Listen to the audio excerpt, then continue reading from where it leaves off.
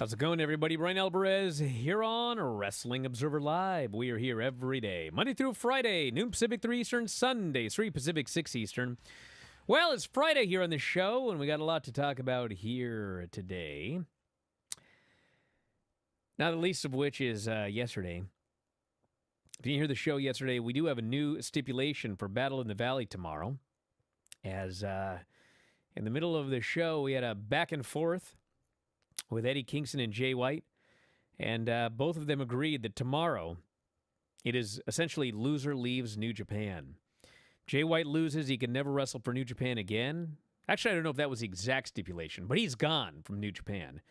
And I guess if Eddie Kingston loses, he can no longer wrestle anybody anywhere from New Japan without permission from Jay White. So that stipulation is official after yesterday, and that does mean that we don't have either guy on the show here today. So fear not, Hammerstone will be on the show in the final segment. We'll talk to him about all sorts of different topics.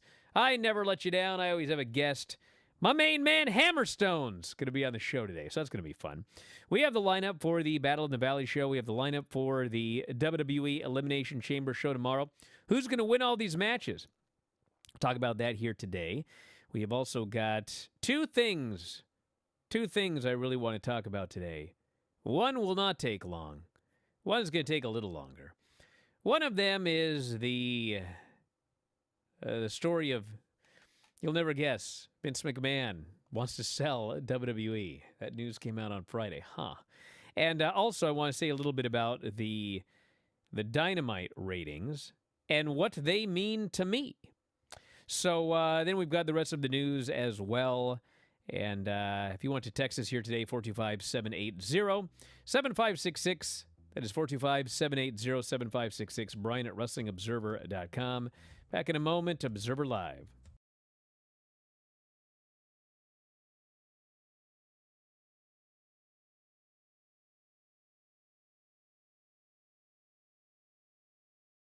I will, congratulate Cody on going through what he did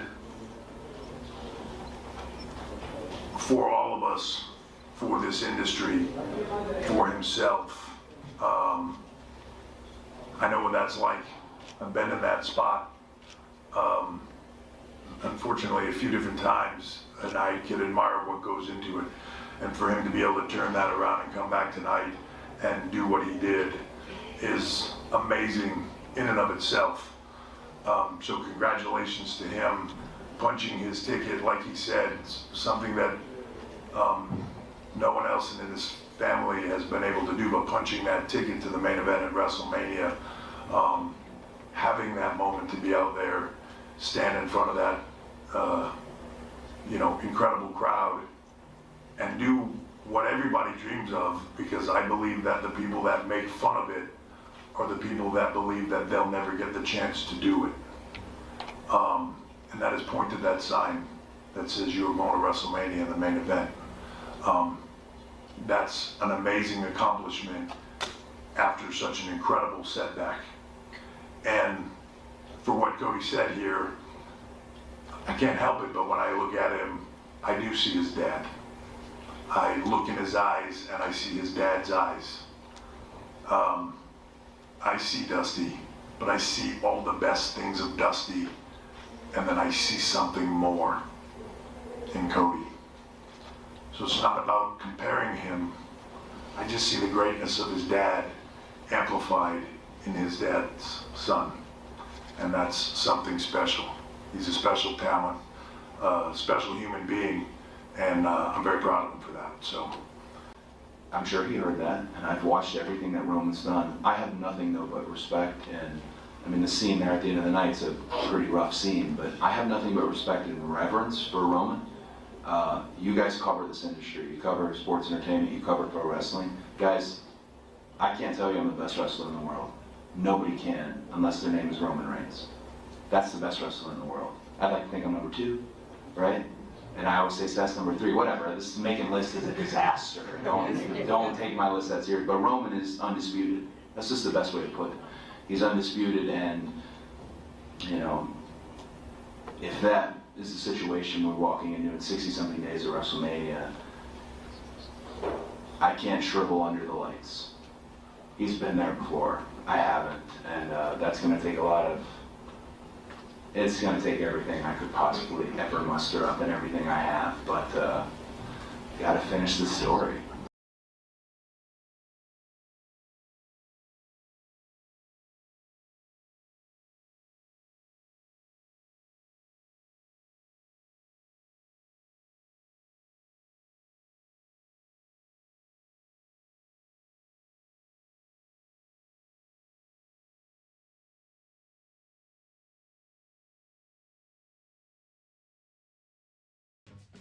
Get this out of the way first because it'll take like 2 seconds.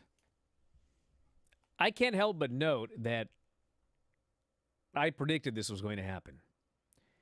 Every week, some news happens to leak about how a WWE sale is inevitable. And we got a new one today. Just happened on a Friday that Bloomberg has a story that Vince is looking for $9 billion for a WWE sale, and they have many people interested. It's going to be like this every week. Every week, some story is going to break, leak, whatever, to keep it in the news that WWE is close to a sale. Now, I want to make this abundantly clear. I'm not saying this isn't true. I'm not saying that he doesn't want $9 billion. I'm not saying that they don't have suitors. I'm sure he wants $9 billion. I'm sure they do have suitors. But every week, something is going to leak to remind investors that we are close on a sale. Because when this goes out of the news cycle, the stock is going to drop. So every week, we got another one. And here we go. Here's a new one today. Wants $9 billion. Probably get it, for all I know. I'm guessing that news broke about an hour or so ago because I'm looking at the stock price for the day, and I see it has spiked at approximately, $145 or so. So, yes, $89.34 a share right now, up 2%. Well, next week, I'm sure there will be another story that comes out about this sale. Now, let's talk about something here that people get whatever about. So here's my recommendation. Just listen and don't freak out till I'm done. Listen to what I have to say here, okay? So this is not even about the specific rating on Wednesday. This is a larger thing that we see a lot, okay? Dynamite on Wednesday did 824,000 viewers, down 8%, the lowest audience for the show since November 16. 18 to 49, fourth on cable, 0.27, down 10%, and the second lowest 18 to 49 of the year to date. Okay? Now, please listen carefully. Fourth on cable, that's great, okay? It'd be better if it were first, but there's nothing wrong with being fourth on cable. Is this a catastrophic rating? No, it's not a catastrophic rating. Is the demo catastrophic? No, it's not, okay? But Rampage, I don't want to say he's been doing catastrophic numbers, but Rampage is doing very bad numbers, okay? And we talk about it a lot. And why is Dynamite not doing great numbers? Well, because they don't do big matches on that show. They do, every now and then a big star will be on the show, but they will be facing somebody that, with or without a robot telling you the lineup, you inevitably know who is going to win. It is an A-level star versus a B or C or D-level star, and the show is not doing well, okay? Dynamite, and Dave has mentioned this 1,000 times. Dave always looks at the Dynamite lineup, and he looks at the lineup, and he will say before the show goes on if he thinks the show's going to do well or if it's not going to do well. And why does he make the suggestion? Because he looks at the lineup. What is the lineup for the show? Are there a lot of big marquee matches on the show? If there are, the show usually does well. And if there aren't, the show usually does not do well, okay? And when you looked at the lineup for Dynamite this week, this was not a big marquee lineup. I think we can all agree on that. And the show did 824,000 viewers and a .27, which are not great Dynamite numbers. What's my point, okay? My point. Once again, please listen. There is a narrative of late. There's two narratives. One is if they don't break 1 million, they're doing horrible. Like a million is some magical number. That if they cross 1 million, things are great. If they go below 1 million, things are horrible. Even if it's like 999,000, we see these, oh, it wasn't 1 million. That's one narrative. The other narrative is that there are no stories in AEW. WWE tells stories, and AEW does not tell stories. They just book matches. There's no storylines, okay? This is not true.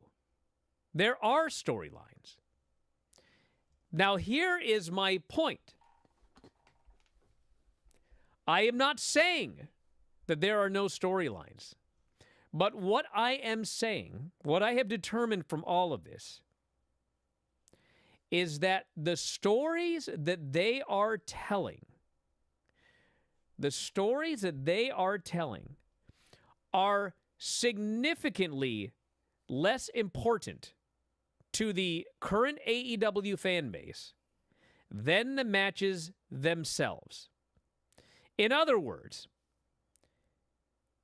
these fans want to see these big matches, and they will watch the show, and they will understand, for the most part, the storylines.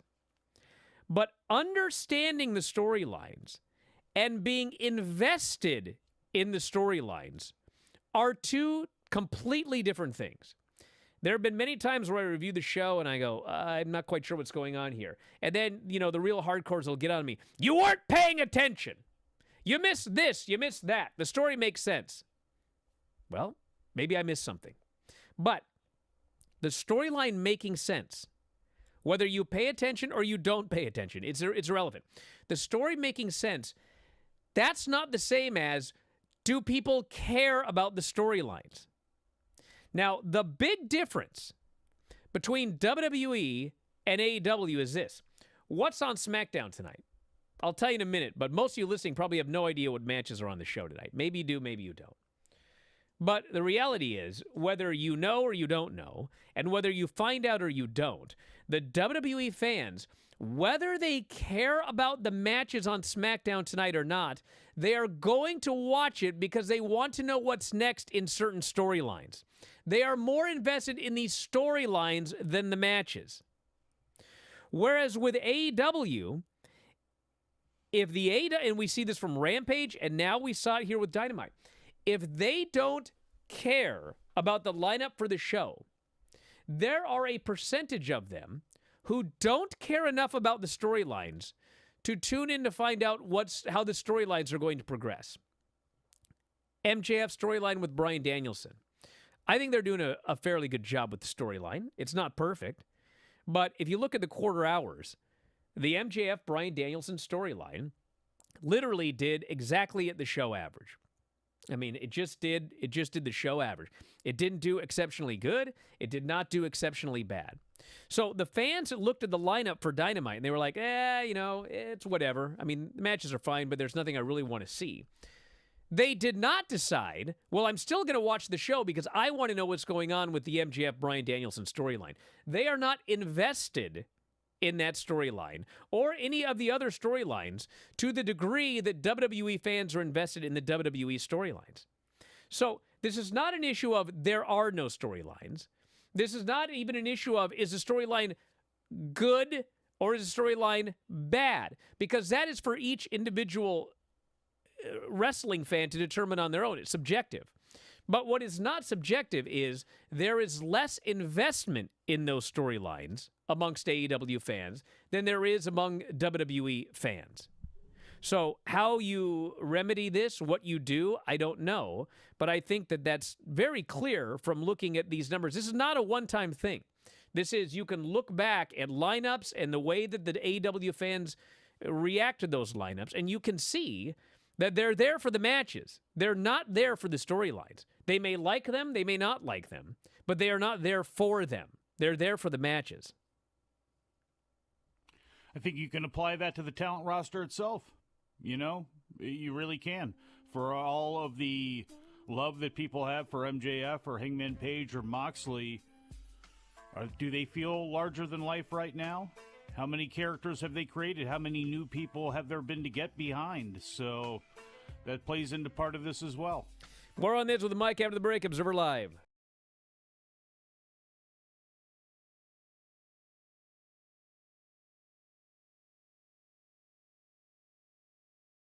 All right, so here we go. Question number 1. What is something outside of wrestling that you are a big fan of? Soccer. I love watching. I've been watching soccer. Well, I started soccer when I was 3, so I was like 15, 16. And that's also like my mom, she made sure that I grew up with women's soccer. So like women leaders, women like motivational people and stuff like that. So I watch soccer a lot. Question number 2. What is something besides wrestling that you're really good at? Maybe like being on my phone. I'm really good at that. Sleeping. I can sleep in most places, okay? Question number 3. What is your favorite TV show or movie? Ooh, movie The Last Song. And then, yeah, it's old but a good one. Yeah. And show, right now I'm really into Dynasty. It's like a reboot. Have you seen it? I've heard of it, but I haven't seen it. But I did watch The Last Song. Cried my eyes out to it. Yes, me too. Yeah, so Dynasty is definitely one of those. Awesome. And question number 4. Who are your favorite singers or bands? Rebelde. Do you watch? Oh my gosh. They were so popular back in the day, and I heard they're making a comeback. I'm going to every single concert in Texas, by the way. Yes, I'm so excited. I need to get my uniform ready. Question number 5, favorite places that you have traveled to and places you want to travel to. Ooh, I love Cali. And I'm not just saying that because I'm here. Like, I really do love Cali. There's, like, a lot to do here. Right. Question number 6, who is your biggest inspiration? Oh, I feel like there's, like, multiple people. There's not, like, just one person. But I know growing up, like, Alex Morgan, she's, like, a soccer player. She was, like, one of my inspirations. Trish Stratus is, like, the reason I got into wrestling. When I was, like, 5 years old. Like, that's who I would watch all the time. And the 4 Horsewomen, of course. AJ Lee, you know. Those are definitely, like, my top ones. Number 7, what's the craziest thing that you've ever done? I feel like wrestling's pretty crazy, honestly. Question number 8, favorite Mexican candy? Mazapanes. I'm like obsessed with those, but the ones that are like covered in chocolate. Ooh, yeah. Favorite Mexican dish? So hard. I know. I'm gonna go with chilaquiles. Have you tried them? Girl, are you kidding me? Chilaquiles are my life. When you said mazapanes, I was like, yep, she knows what's up. Then you said chilaquiles, and I'm like, I get them everywhere with beans and eggs. Yes. Oh my God, it's so good. And sometimes I add chicken in there too. Yes. Oh my God. Okay, now I'm hungry. Now I'm hungry. Question number 10, last one. What makes you happiest? When others are happy. Nice. Yeah. I know that's so cheesy, but when others are happy, I'm just like, it just brings like this emotion in me. And it's ever since I was younger too, like in Christmas, I didn't care what I got. Like as long as like people around me were happy with what they got, that's just what mattered to me.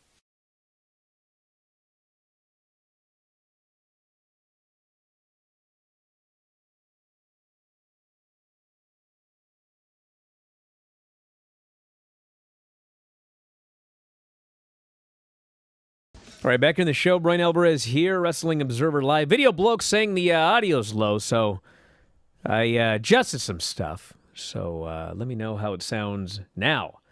Brothers? All right. Anything you want to add? No. Okay. I actually expected people would be like all crazy, but, you know, the chat here, lots of good listeners. Oh, you're good friends in the chat?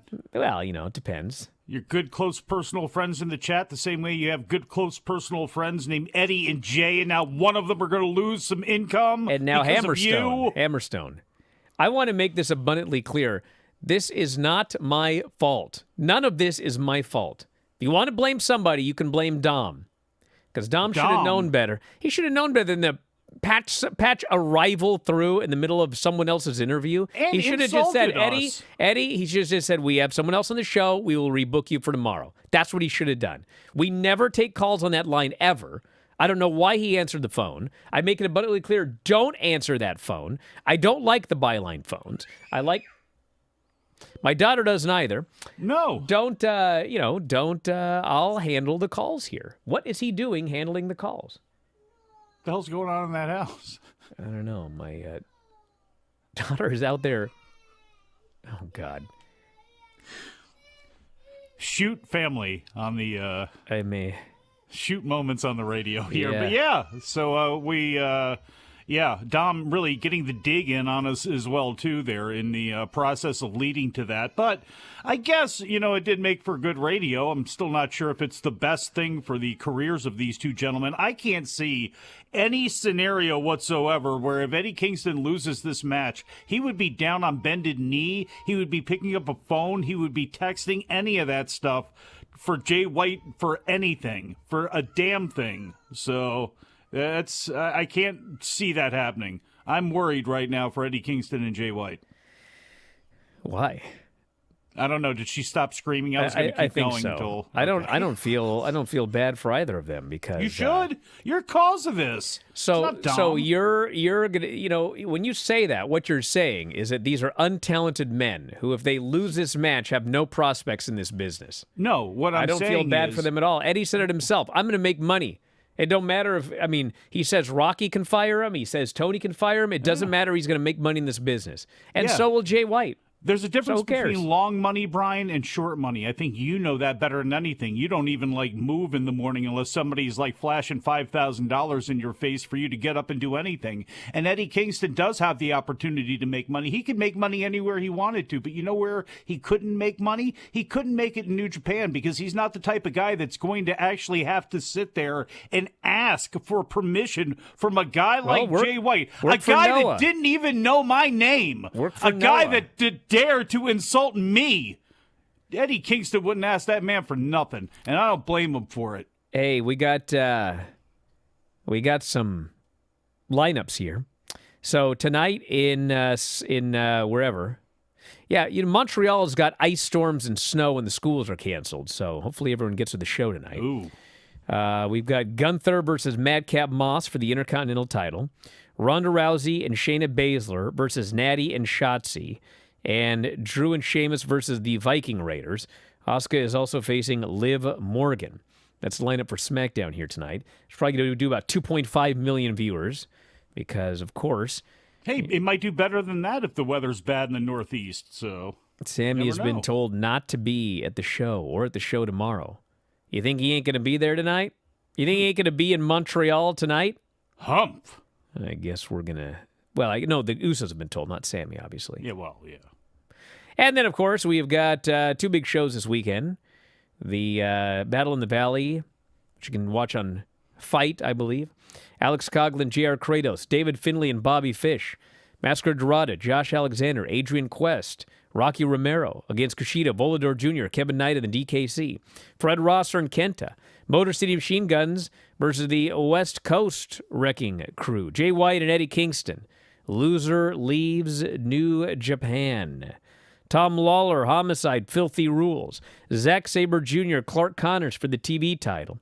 Kyrie versus Mercedes for the IWGP Women's title. And Okada versus Tanahashi for the IWGP World Heavyweight title. All of those matches taking place on Saturday night.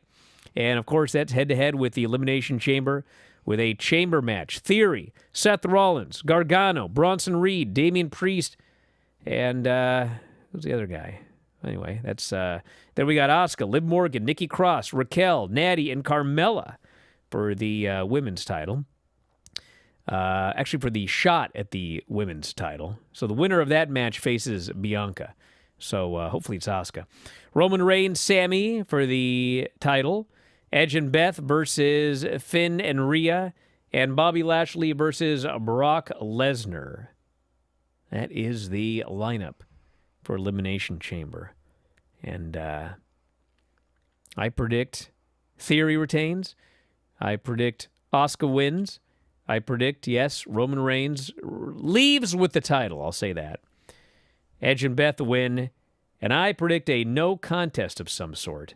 Some shenanigans in Lesnar versus Lashley to lead to a last man standing or something like that at WrestleMania with those two behemoths.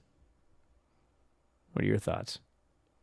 I predict Montez Ford is going to do something insane inside that elimination chamber. I'm sure he's going to jump off something high. I have a feeling, yeah, hopefully it's not too dangerous. But, no, I mean, I kind of really echo your sentiments there. I think it'll be a really fun match with the environment watching Sami Zayn and Roman Reigns. You know, not to say that it won't be a good match, but I got to be honest, I'm more interested in what happens next, to be honest. You know, what happens at the end of that match? How does it end? Where do they go from there? Who gets involved? Who comes out? I'm really, really interested in that because when you have a storyline like that, and I know DJ's in the chat right now, I know, great storytelling, yes. It has been great storytelling, and it does have me invested. Which ones he's mad about? I don't know. I think about the Roman Reigns bloodline storyline. Well, that one's great. I think it is. Yes, that one's quite Not great. everybody likes it, though. I understand. Well, people think it's a little heavy-handed. I understand. Heavy-handed? Yeah. Who? You complain about the people in my timeline. What are you talking about? Look, you've complained about Great these story. people, too. The people for the last 2 years who have said Roman Reigns, he's dominated everything. It's been too much. It's been too overwhelming. Too much Roman Reigns. There are people who believe that. WWE considering plans to bring Carmelo Hayes to the main roster, according to The Observer. Well, they should. Him and Trick. They got to bring him up as a duo. It doesn't matter if Trick's not ready. It doesn't matter. He doesn't need to wrestle all the time. He can still train, but they're a duo. And if you need him to get squashed, you can. Have him keep training. Have him keep doing matches in NXT. Who cares? I mean, I'm sure they all live in the area. So I don't know if this is actually what's going to happen, but I had heard that there was a decent chance that the winner of the Braun Breaker Carmelo Hayes match would be champion and the loser would end up on the main roster. Which, of course, suggests Carmelo Hayes, but hey, you could bring up Braun Breaker as well. Depends on, what they want to do with either on guy. paper, it's a completely believable storyline because both guys could actually be on the main roster right this second, so it does actually create some legit doubt. Trick Williams is not the whole act. Come on. He is come on. Trick is on. fantastic. Seriously? But let's not be silly here when Carmelo is, he's the future. Look at him and Montez and again Grayson Waller. They have a bunch of guys that, if treated correctly and treated right for the next 10 years, are going to carry the company, men and women. And then we got a name change. And, I don't usually like this thing about how so-and-so doesn't have a last name. And I was glad when they gave Theory his name back and everything like that. But I actually don't mind this one because the person is Ava Raine. Ava Raine is now just Ava, okay? Now, I understand wanting to carve your own path, okay? I understand that. But you also have the daughter of The Rock, the daughter of Dwayne Johnson, the daughter of the biggest movie star on the planet and one of the biggest wrestling superstars of all time. And you're calling her Ava Raine.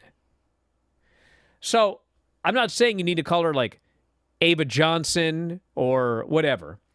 But if you call her Ava, I can pretend her last name is Johnson. I can pretend she's the daughter of The Rock. So I'm fine with her just being Ava. This one does not bother me. Pebbles? I don't know about Pebbles, but... Well, you know what? That's still a better name than Eddie Thorpe. And I'm old. I'm pushing 50. Oh, yeah, that's a new name of Carl Fredericks. Yeah, Eddie Thorpe. When I was young, they would talk about Jim Thorpe being one of the greatest athletes of the 20th century, maybe the greatest athlete of the first 50 years of the 20th century. But I think since my generation has grown up, I think Jim Thorpe is a name that I don't know if anybody knows, and I don't know if that's where they got it from. They're spelling Eddie as if it was Eddie Guerrero, E-D-D-Y. They're using that spelling, so I don't know if they're taking from two elements and putting them together, but I got to be honest, no offense to Carl Fredericks, That sounds like a very NXT name. Well, actually, you know what? I would disagree. When I saw the name, I was like, well, of course he's Eddie Thorpe. But when you think about it, a normal bad NXT name is when you give them two first names, okay? At least they gave him a first name and a last name. Fair. His name is Eddie Thorpe, okay? But at least they gave him a first name and a last name. He could have been like, Eddie Mike or something like that. That'd be more of an NXT name. Mike It's not an NXT name? Hammerstone! Hell We'll be back in a no. moment with him, Observer Live.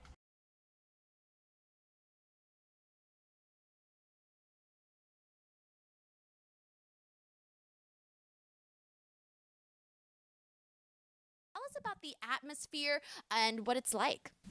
It's amazing. It's another company full of women who are so supportive of each other. The locker room's great as well. I was brought in by AJ, who growing up, she was one of those people that looked like me, Hispanic. She was smaller than the rest of the girls, so that was very motivational.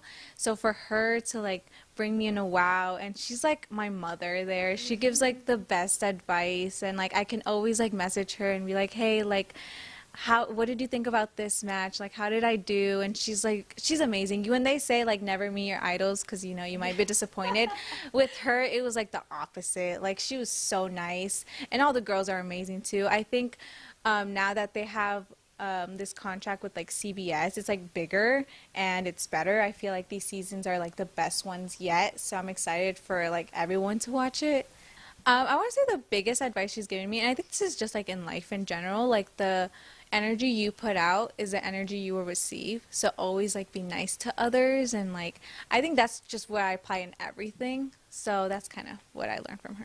It helped out a lot, especially because I was so new and I didn't really know how to work cameras or how TV worked, and to be in that environment and also learn from they have so many legends back there that you can ask, and they're so helpful. Shout out to Jerry Lynn, Dustin Rhodes, those two are incredible. They're so helpful with the talents, and I am so grateful that I've met them. But yeah, so just being able to learn from them, and also learning from your mistakes, watching yourself back and how you can improve on TV and stuff like that, it honestly helped me out a lot, especially my career too, because I feel I got a lot of bookings from that. So shout out to AEW Dark.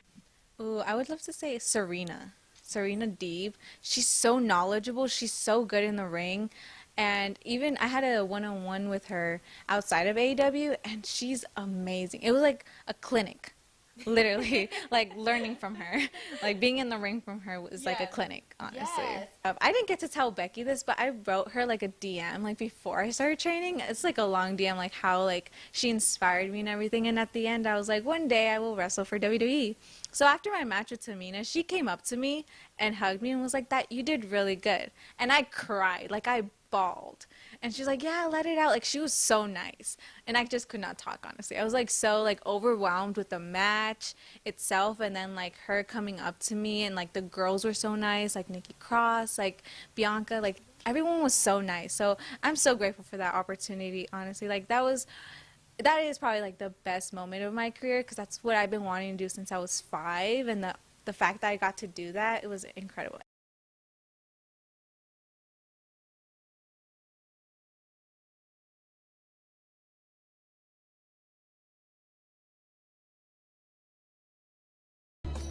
Back in the show, Bryan Alvarez here, Wrestling Observer Live. Mike Sempervive, also of WrestlingObserver.com. Very happy today to be joined by a champion, a world champion, MLW champion, Hammerstone, joining us here today. Hammerstone, how you doing? Doing great, guys. Thanks for having me. All right. Obviously, the big story out of MLW is the new Reels deal, which just debuted, I think, 2 weeks ago now, actually. And what can you tell us about the jump to Reels? Yeah, I mean, so far it's looking like a really awesome thing. MLW on a new network, that's a lot more accessible to a lot of people. I know we've bounced around from different streaming services and different little channels in the past, but now we have a new home on Reels. And, Yeah, it looks like I can say for sure that we have some really good television filmed and ready to go, and the stuff we're going to be showing in the next couple weeks is going to be some really can't miss stuff. It's some of the most proud I've been of the product this far. Hammerstone, I got to ask you, if there was anybody on the MLW roster who may make an appearance on Reels' other favorite show, On Patrol Live, who would it be? Oh. Man, I gotta say the Simone SWAT team. Those boys seem like they get in trouble pretty often. We'll get back to shows and be getting back to the hotel, and those guys are still venturing out in the middle hours of the night. So who knows what kind of trouble they're getting into. Well, I got to ask you about Fatu for a second, because I don't think that there's anybody who is more recognized with MLW than yourself and Jacob Fatu. As you enter this new era of MLW on Reels and another possibility for a start, how does it feel being the flag bearer and the guy carrying the torch for this product? It feels incredible, and like you mentioned, myself and Jacob Fatu, a lot of people would call us 1 and 1A. And you could say who's who. I like to believe in my own head I'm number one. But that being said, I saw him win the World Heavyweight Championship before me, and he was a friend, so I was glad to see it. But, we've always been kind of rivals there. And now it just so happens to coincide that with our Real debut, we're gearing up towards a rematch in the upcoming future. And I think it's going to be an incredible match. I think it's going to draw some incredible numbers. And to be part of that and just leading the charge and to have that as one like the first big fuse we're building towards, it's pretty incredible. It's a pretty humbling experience. Outside of the stories and everything like that, I don't like to break kayfabe here on the show, but this Fatu is awesome. I mean, just incredible worker. And you obviously won the title from him, but how many matches would you say you guys have had together, and what have you learned working with him? We really haven't had as many matches as you might expect. We did work a couple places before ever getting to MLW. We worked for each other at APW up in Northern California. We wrestled in Portland for a little local television out there. And then in MLW, besides the singles match we had, I think we were involved in Triple Threat, and that's maybe it, So it really hasn't been that we cross paths as much as someone might expect. But like you alluded to, he's one of the absolute best in the world, in my opinion. One of the best I've been in the ring with. He's incredible. The things he could do, like the natural talent he has, is just insane. So I think the thing that I learned from him is that there are guys around me who have that level of talent almost just bred into them. So for a guy like myself, who maybe when I first got into the wrestling ring, I had 2 left feet and, didn't know a wristwatch from a wrist lock, it means I have to work a lot harder to stay at the top. It means that there's going to be guys like that always coming, always gunning for my spot, and always trying to become the king of MLW. So I got to be able to keep up with them. I got to work hard. I got to never let up. This is going to be your 10th year in wrestling, 2023. And, as I look at the last 2 years, maybe 3-4 years, when I look at the level of talent that you've either feuded with or shared the ring with in some way, Laredo Kid, Aerostar, L.A. Park, Mil Mascaras, Filthy Tom, Jacob Fatu, King Muertes, Black Taurus, Pagano. I mean, it really seems like in the last, 3-4 years, you've just had the opportunity to work with like a lot of really, really talented guys.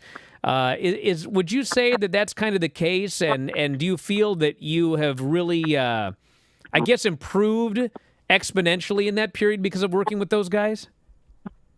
Yeah, I mean, I think, I was fortunate enough to start that trend a little bit sooner than that, where, promoters finally started, taking a chance to put me in the ring with some of the bigger name talent that was doing the indies at the time. And then getting into MLW, it really, like you alluded to, it really just opened those floodgates where I was able to get matches with top guys from around the world.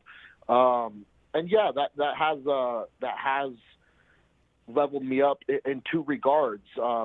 Simply being in the ring, every once in a while being in the ring with someone who's just super phenomenal, it's a learning experience. Like when I wrestled Davey Richards for the first time, like I felt better just from that one match. Or when I wrestled Marufuji, I felt better after that one match. But the flip side to that is, like I was saying, just being in the ring with guys like that on a consistent, regular basis means that you have to constantly be, on your game. It means that you're going to embarrass yourself if you show up to a match, unready, undisciplined, not in shape, any of those things. So that being said, yeah, it's helped me in both those regards. You recently had a chance to tour Noah, and was that your first excursion to Japan?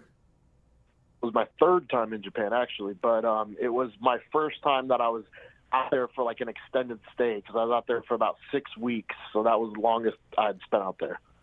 Every time somebody spends their first extended excursion in Japan, I have to ask this question, because I've asked many people over the years, and it seems like it's one or the other. You either spent 6 weeks there, and like old Filthy Tom, you just want to move there and never come back, or it's like it's enough of a culture shock that's like, I'll do it. It's good money. I enjoy the wrestling aspect, but I'm ready to go back home. Yeah, I did my time there. Yes. Which camp would you fall into? I'm definitely the second, because I like my routine. I like my comforts. I really had to mentally prepare myself to go there, just to know that I wasn't going to be able to eat the certain foods at the certain times and always go to my certain gym and all of these things. And just kind of the routine you get used to, just to know I was going to have to break that so extremely. I had to really mentally prepare myself for that. I remember, this is not even a joke, one of my suitcases I brought was basically freeze-dried chicken and protein powder and rice packets, because I was just so paranoid about not being able to get food when I needed it. But that being said, I love it over there. The culture shock, it's a good thing, and I really like to go into that zone for a certain burst of time in my life. To have 6 weeks where I'm so deep in wrestling, where all I do is eat, train, sleep, wrestle, repeat. It's, you kind of go into warrior mode. It's a similar vibe as when I, decide to do a bodybuilding competition. It's just something that for a period of time you get extra focused for a specific reason. But that being said, I don't want to spend my whole year like that.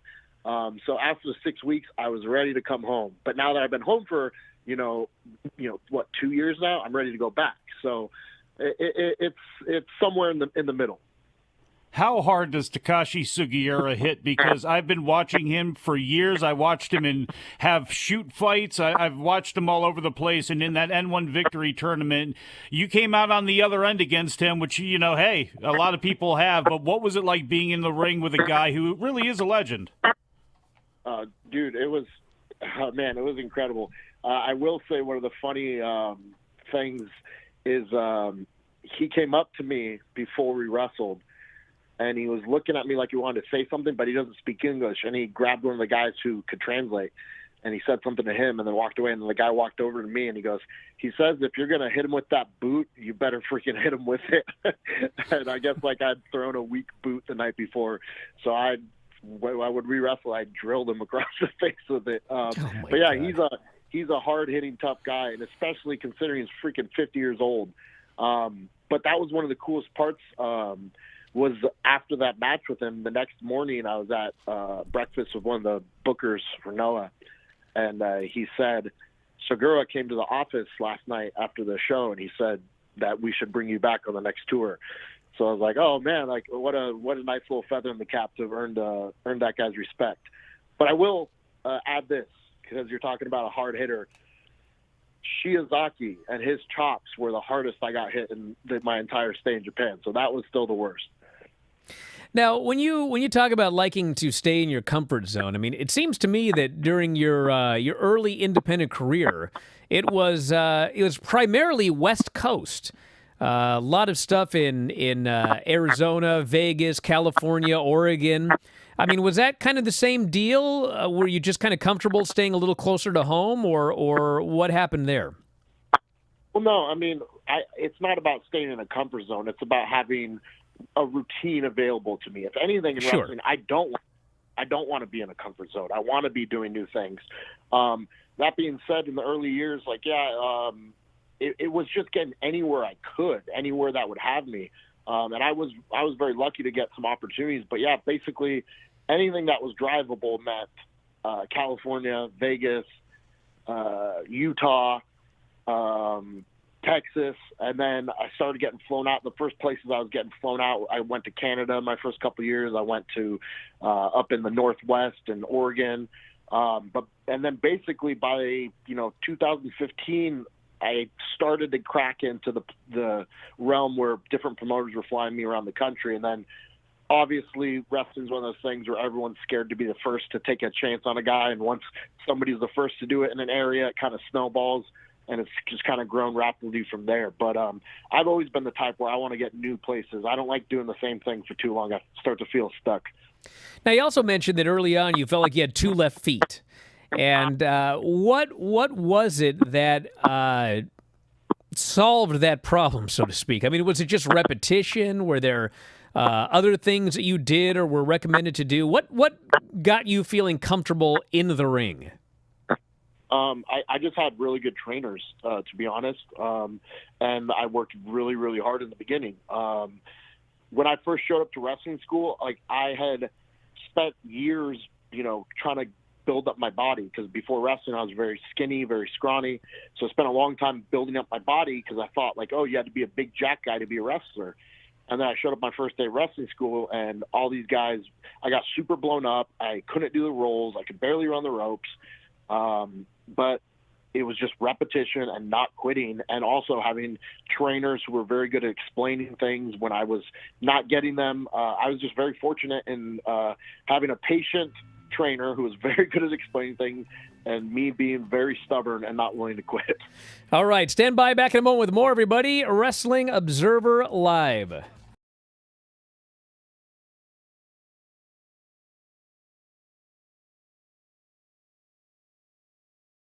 I mean, I've been a fan of boxing for a long time. Never did I ever think about boxing personally, but I was at Creator Clash 1.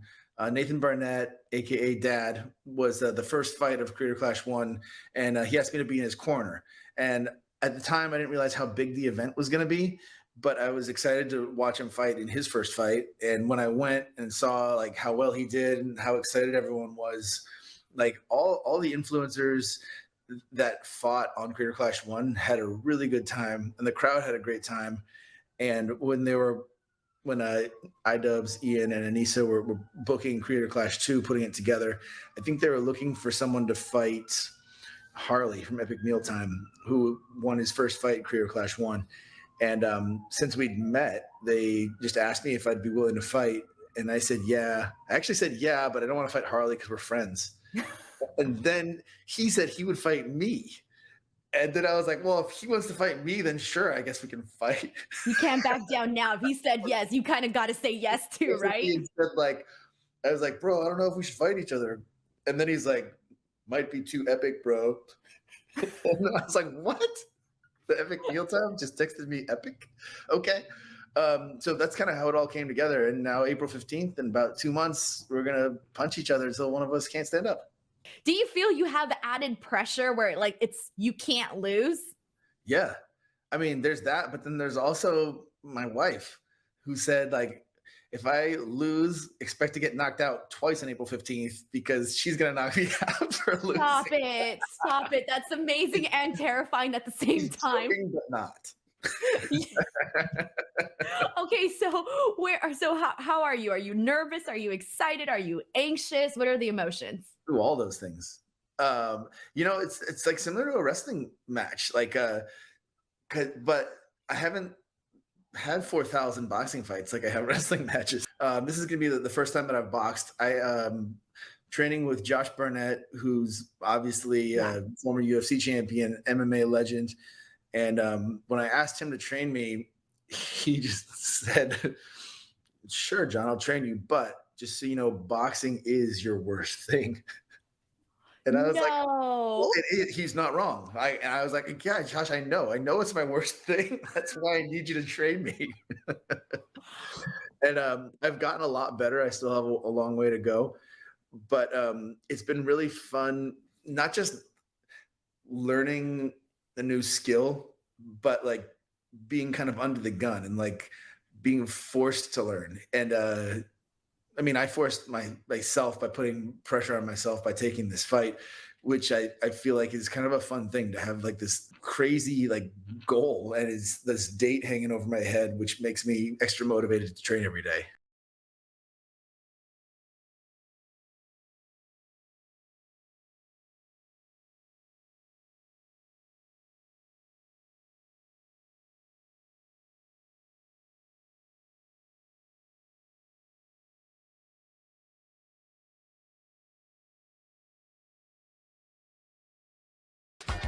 Back in the show, Bryan Alvarez here, Wrestling Observer Live. Mike Sempervive, also of WrestlingObserver.com. Hammerstone joining us here today. Don't forget, MLW, Underground Wrestling, airs every Tuesday at 10 o'clock Eastern and Pacific on Reels. And if you go to the website, reels.com, or the MLW website, there's information about how you can get Reels if you do not have it already. And Hammerstone, let's get some plugs in for anything you got upcoming, social media, etc. Yeah, I mean, just follow me on social media. I'm at Alex Hammerstone on Instagram and Twitter, Alexander Hammerstone on Facebook. And I'll be keeping all the updates with all my upcoming shows, everything MLW, where to get the merch, where to catch the matches.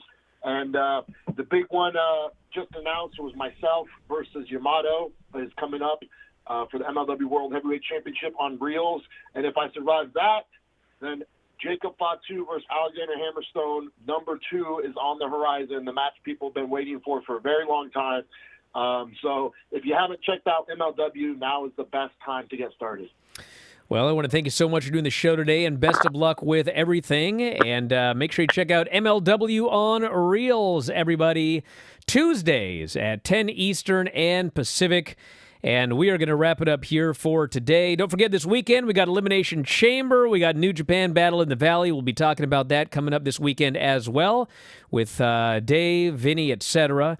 And you can check it out, WrestlingObserver.com, as well as video.f4wonline.com. And that is it from here. So I want to thank Mike as always. Callers and listeners, everybody at the studio, Hammerstone. We'll talk to you again next time, Wrestling Observer Live.